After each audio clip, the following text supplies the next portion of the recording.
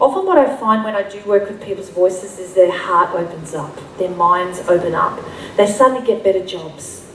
Because they've found that if your voice tone is right for the job, it's a deeper tone, you get paid more money. You do. And women with high shrilly voices get taken not so seriously. In fact, they get taken in the total wrong approach. So, voice tone is really, really important, but even the emotion in voice is important. So we need to allow our emotions to come through our voice. So that's mostly more breath. More breath.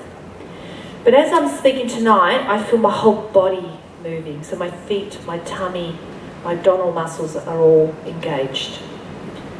So that gives me more strength and it avoids fatigue in my throat.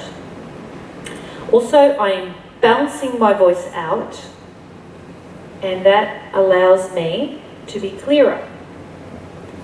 I'm pausing because when I pause, I create the space for the words to be heard. Right?